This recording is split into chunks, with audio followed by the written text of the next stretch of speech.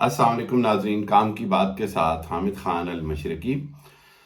नाजरीन, वही हुआ जिसका मैंने कुछ दिन पहले आपको खदशे का इजहार भी किया था। 3-4 दिन पहले ही मैंने कहा था कि पहली के बाद एक बार फिर पेट्रोल की कीमतें 15 से 20 रुपए बढ़ाई जा सकती हैं। लेकिन इस हुकूमत ने तो मुझे भी गलत साबित किया है और 30 रुपए बढ़ा दी, यानी 30 और 30 60 रुपए 7 दिनों के अंदर अंदर, और 210 रुपए के करीब पर लीटर पेट्रोल चला गया। यानी मुआशी सूरत हाल इंतहाई परेशान कुन होती जा रही है। और मैं ये कहूँगा कि खुदारा जो अरबाब इख्तियार हैं वो इतनी देर ना कर दें कि कहीं बहुत देर हो जाए। देखें, इस वक्त पाकिस्तान को मुआशी एतबार से सिर्फ और सिर्फ बुरी और परेशान कुन खबरें सुनने को मिल रही हैं। मैं एक बार फिर आपको बताना चाहूँगा कि इस वक्त मुआशी सूरत हाल कहाँ चली गई है, जिसकी वजह से मैं ये समझता हूँ कि पाकिस्तान के लिए मामलात बड़े मुश्किल होते जा रहे हैं। एक चीज़ देखें, नंबर एक, इस वक्त पेट्रोल की प्राइस जो है वो 210 रुपए पर लीटर, जो कि गरीब आदमी की पहुंच से तो क्या मतवसत तबके के आदमी की पहुंच से भी दूर होता जा रहा है। दूसरी बात, ये बिजली के नर्ख आज 7.5-8 रुपए तक बढ़ा दिए गए हैं। अगेन इंतहा से ज़्यादा ये जो है अवाम पर और सार्फिन पर बिजली के कीमतों का बोझ डाल दिया गया है, जो कि डायरेक्ट अवाम और गरीब आदमी पर असरअंदाज होगा। तीसरी बात यह है कि पाकिस्तान में अफरात ज़र की शरह जो है वो 12 साल की बदतरीन शरह पर चली गई, यानी 12-13% से भी ऊपर हो गई है। चौथी बात यह है कि जो बेस रेट ऑफ इंटरेस्ट है वो भी 13.75% पे चला गया है, जो पाकिस्तान की 75 साल तारीख में कभी नहीं हुआ। और फिर वही जब इतने सारे इशारिये गलती की तरफ जाएंगे, गलत सूरत हाल की निशानदेही करेंगे, ख़तरनाक सूरत हाल की निशानदेही करेंगे, बिगड़ती सूरत हाल की निशानदेही करेंगे, तो जो दुनिया का सबसे बड़ा जो माशरती इंडेक्स का एक इदारा है मूडीज़, उसने जहां इमरान खान की हुकूमत के अंदर पाकिस्तान को मनफी से मुस्तहकम स्टेबल इकॉनमी करार दे दिया था, अब आज उन्होंने दोबारा पाकिस्तान का जो इंडेक्स है, इकोनॉमिकल इंडेक्स है, वो स्टेबल से नेगेटिव कर दिया, यानी मनफी कर दिया है। जिसका मकसद ये है कि अब पाकिस्तान के अंदर कोई इन्वेस्टमेंट करने आएगा तो वो सबसे पहले मूडीज के इंडेक्स को देखेगा, स्टॉक एक्सचेंज की हालत देखेगा, जो 6-7 हज़ार इंडेक्स गिर चुकी है।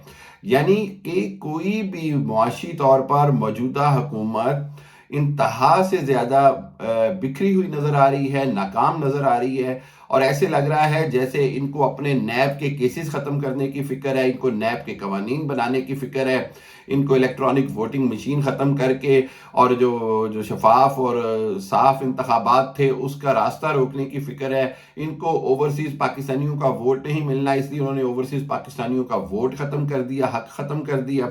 यानी इनकी फ़िक्र को आप देखें और आप देखें कि असल मुल्की मसाइल कहाँ हैं, तो ये दो डिफरेंट डायरेक्शन में जा रही हैं। हुकूमत सिर्फ अपने मकासद के लिए, अपने जो उसके एम्स हैं, जो उसके आइंदा के इंतखाबात और मुल्क पर कब्जा करने के जो इरादे हैं, उसके हवाले से तो हुकूमत बड़ी तेज़ी से काम कर रही है, लेकिन गरीब आवाम और पाकिस्तान की आवाम को गुर्बत की दलदल में घसीट दिया गया है और इंतहाई परेशान कुन सूरत हाल है। और इससे कोई इनकार नहीं है कि जैसे मैंने कल एक यहाँ पर एक चैनल पे भी कहा कि ऐसे मौके के ऊपर पाकिस्तान आर्मी इस्टेब्लिशमेंट का किरदार जो है वो नागुज़ीर हो जाता है। और अगर मैं ये कहूँगा कि जो भी सूरत हाल, जिस भी हालत में शहबाज शरीफ साहब को और इस अपोजिशन को 80 सीटों के साथ 154 सीटों की पार्टी को अपोजिशन में बिठाकर 80 सीटों की माइनॉरिटी पार्टी को ताकत दी गई है, तो इसको जिस मजबूरी में भी दी गई है, अब खुदारा इस गलती को दुरुस्त करें, इससे पहले कि बहुत देर हो जाए।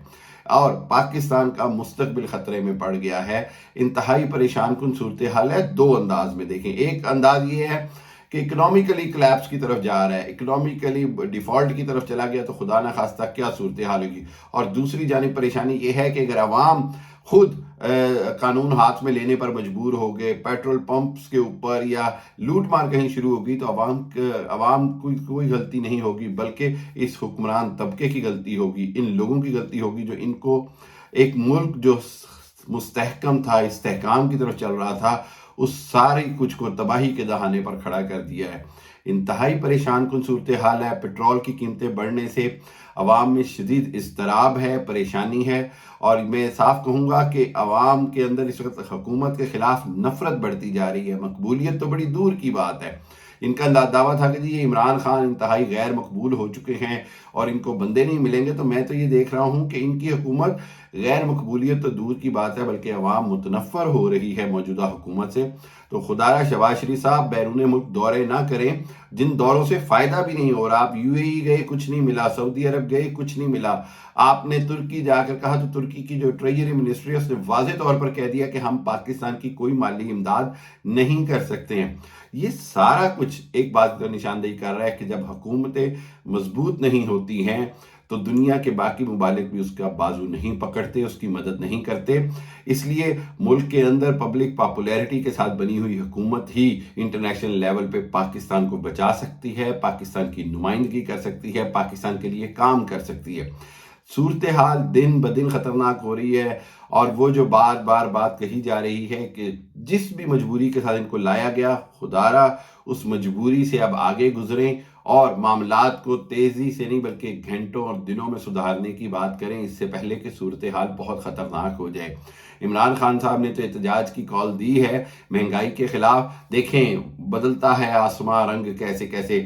کہاں یہ موجودہ حکومت مہنگائی مارچ کر رہی تھی اور یہ باتیں کر رہی تھی، آج مہنگائی بلا دی گئی. مفتیٰ اسماعیل کہہ رہے ہیں کہ جی پیٹرول تو غریب آدمی استعمال ہی نہیں کرتا ہے، اور مہنگائی کے فضائل بیان کیے جا رہے ہیں. مطلب بدقسمتی کی انتہا تو یہ ہے کہ حکومت احسن اقبال ہوں یا شاہدہ خان عباسی ہوں، مفتیٰ اسماعیل ہوں یا پیپلز پارٹی کے وزراء ہوں، سب مطلب بجائے یہ کہ اس چیز کو مانیں کہ ان سے حکومت نہیں سنبھل رہی، ان سے لوڈ شیڈنگ کا بحران قابو نہیں پایا جا رہا.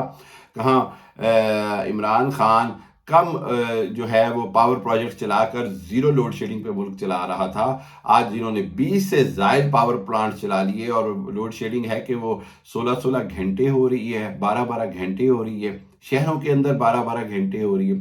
اس ظلم سے، اس ناگہانی صورتحال سے ملک کو نکالنا چاہیے، اور اس کے لیے تمام ادارے ذمہ دار ہوں گے اگر ملک کی حالات خراب ہوں گے. اس لیے وقت آ گیا ہے کہ انتہائی اہم ضروری فیصلے لیے جائیں اس سے پہلے کہ بہت دیر ہو جائے. پاکستان کو بچانا مقصود ہونا چاہیے، اپنی ذات سے، اپنی حیثیت سے، اپنے ذاتی انا سے بالا تر ہو کے خدا را پاکستان کو بچائیں، پاکستان کو بچانے کی بات کریں. Thank you very much. اللہ حافظ.